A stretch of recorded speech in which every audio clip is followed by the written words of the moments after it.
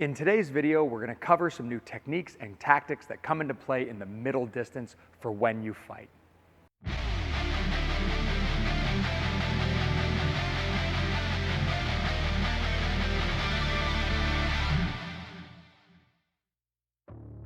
Our middle distance stance and our middle distance guard in boxing has us taking our hands from our center line and our jawline to right on our brow here. There's a little empty space in front of my gloves, forms almost a crown shape. That's what I'm looking through. These hands are clamped tightly onto my head, and I'm pulling my elbows and my hips together to make myself small.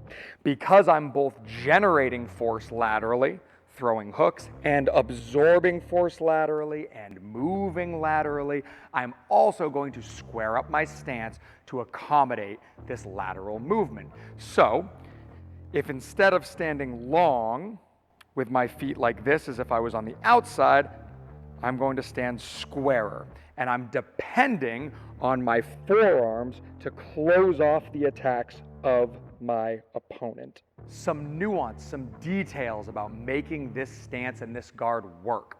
Firstly, I am using this squishy, curved part of my glove to absorb force. It's really important to remember in the middle distance and whenever you're blocking that I am not trying to intercept or obstruct a punch out here. I am trying to cushion and armor the target, all right? The thing that the punch is coming to hit. So I take my gloves and I squeeze them tightly onto my head. If my gloves are off my head, one, there's space for this person to punch around my guard, and two, if they hit my hands are gonna hit me, and I'm gonna take damage regardless. So everything is nice and tight. Same goes for my forearms and my elbows. When I'm in my middle distance stance, my elbows aren't floating out here. I imagine taking my elbows and my hips and pulling them together to make myself as small of a target as possible. When I'm blocking, I want to leave as little room for a shot to sneak through this guard as I'm able. So to help us demo some middle distance concepts today, our competitor Renee is going to be helping us out. When you watch boxing in the movies or in other media, you see a lot of this, where guys will have their guard up like this so that you can see their face, and guys will block punches like this out to the side. In a real fight, you want to hide your face because that's what the person's trying to hit, and you want to block shots tightly. In my real middle distance guard, I'm hunkered down tightly like this, and I'm blocking shots like this. If I'm standing with my guard wide open, Renee's going to shoot right through it. And if I try to block a hook out like this, if it's a deep hook, I'm still going to get hit. And if it's a shallow shot, it's still going to hit me. But whether it's a deep shot or a shallow shot, if I cushion the target, then I'm going to be able to absorb that force much more effectively. I don't have to guess where this shot's coming from because I know where it's going. So a question I get a lot, especially from the middle distance from my athletes, is where am I supposed to look? So the way that somebody is going to gain advantage on you in the middle distance is by outmaneuvering you, is by them taking an angle, them taking a lane, and them leaving your center line or over the shoulder vulnerable to an uppercut or a hook. So when you're in the middle distance, you don't need to be looking at somebody's eyes. You don't need to be looking at somebody's hands. I always encourage my guys to look down at somebody's hips, feet, and the bottom of their elbows. If I can see their hips and their center of mass, I know where they're moving. If I can see their feet, I know if they're trying to take angles or outmaneuver me, and I can see any punches coming my way by being able to see their elbows. Getting into some basic middle distance strategy, we need to recognize that when I'm in the middle distance, I'm in an exchange. I am in the pocket and I am in punch range. So because of that, I always need to be layering in my defense, meaning that I'm blocking, moving my head, and moving my feet. I'm gunning to outposition my opponent with lanes and angles, and I am always punching in combination. There's no pot shots in the middle distance. Getting into more detail on this middle distance strategy, we need to recognize that movement creates countering opportunities. So, if we're both in the middle distance here, and I'm standing on the line, I'm very, very vulnerable. And attacking from here actually makes me more vulnerable if I don't select my shots with careful and cautious precision. There's a rhyme in boxing that I love, And this line is, if they're looking, you're not hooking. So what this means is if Renee threw a hook at me, she's allowed me inside of her defenses. She's taken her hand away from what was protecting her, and she's allowed me to get inside so that I can catch and pitch, and I can use those same side counters to establish control, to start some offensive momentum. If I, or in this case if Renee, wanted to throw that hook more safely from the middle distance, she would have to take a lane to her right. So instead of throwing that right hook on the line, bang, bang, if she steps first and then throws the right hook, she's no longer in my line of fire. Her head is outside of my jab lane, and she's created an opportunity to throw. So building off of not hooking on the line, not hooking in the line of sight, we can have Renee take lanes, take a level, or take an angle to be able to throw this 4. So she can step to her right and take a lane to throw that 4, and then she's no longer in my line of fire. She can take her opposite side angle, closed side angle in this case, to throw that 4 at my center line, and then she's not in my line of fire. Or she can duck down and throw that 4 to my body, and then she's not in my line of fire. When punching in the middle distance, you must punch in combination. This is not negotiable. You don't want a pot shot that leaves you vulnerable to your opponent countering you. Specifically in the middle distance, you want to be pairing your hooks and uppercuts and your hooks. These feed off of each other and set each other up like peanut butter and jelly. It is an absolute match made in heaven. So using the 5 and the 4 as examples of pairing uppercuts and hooks, you can see that if Renee throws the 5 and she lands it, it lifts my head up out of my guard and creates an opportunity for her to throw the 4. Good. If she throws the 5 and I slip it, it gives her space to accelerate into the 4. And if she throws the 5 and I block it, then it creates a gap in my defense on my left side for her to throw the 4.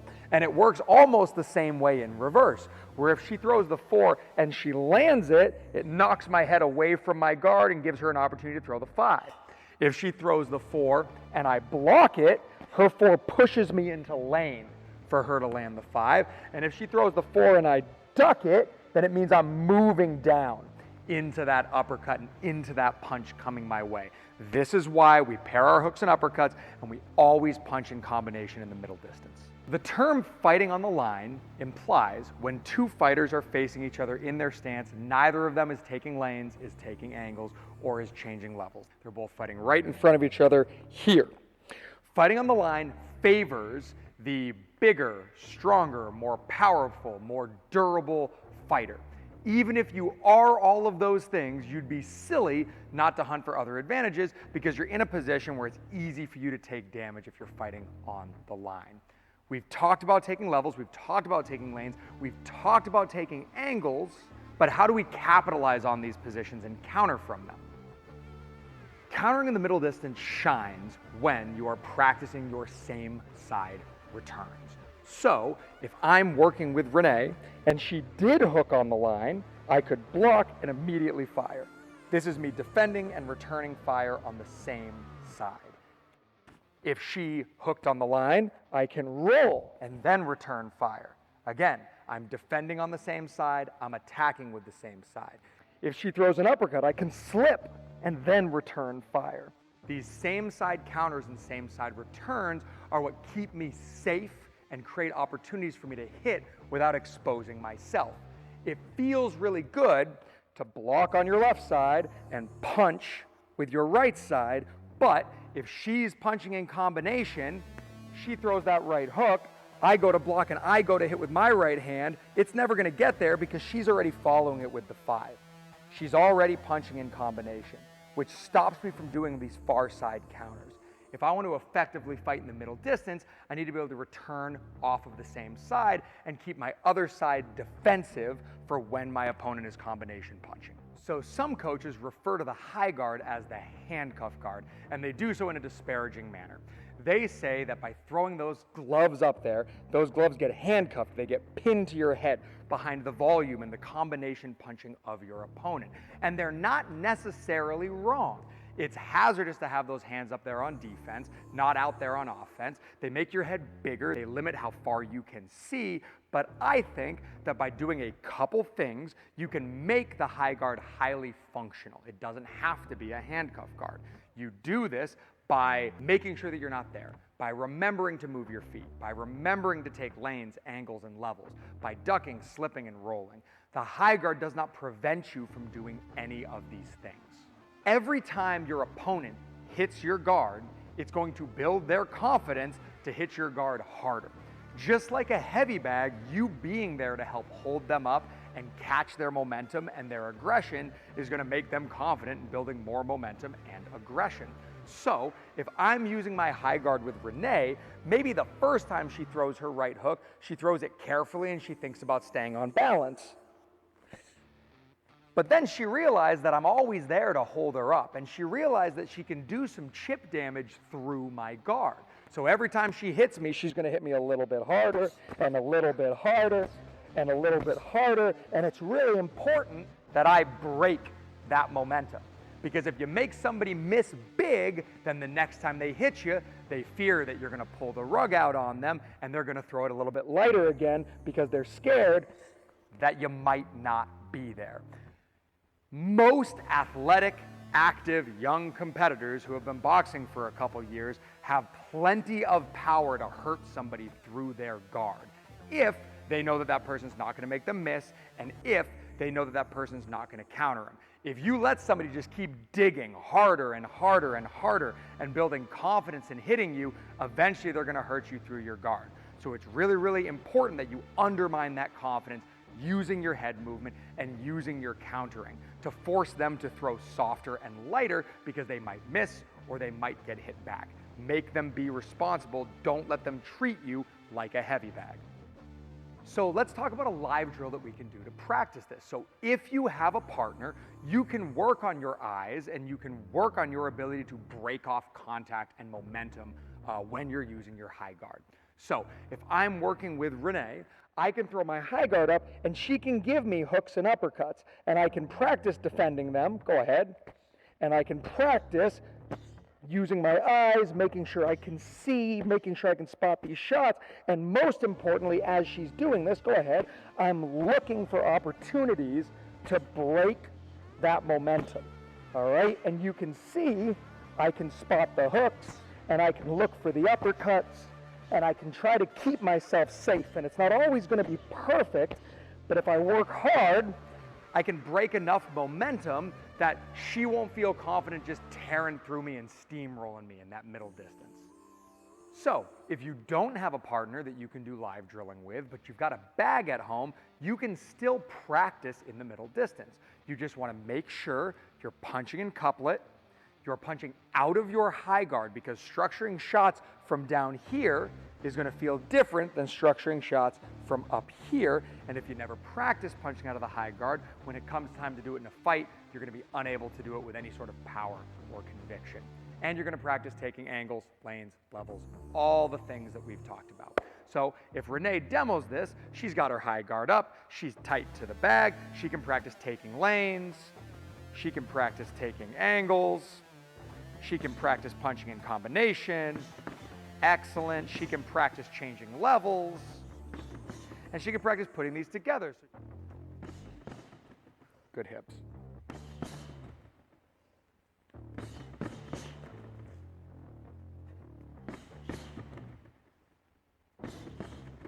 This has been a really broad strokes introduction to some middle distance tactics and strategies. Now, this is certainly not comprehensive. This has just been cursory, and we have a lot more specific content coming your way to help flesh out your game in the future. So subscribe, like, and stay tuned for more so that you can have success when you fight.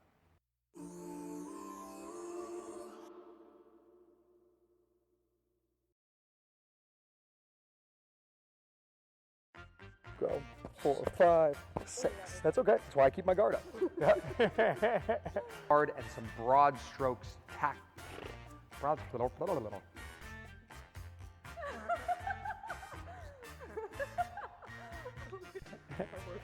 Our work is only beginning. Okay, goodness gracious. All right, you ready?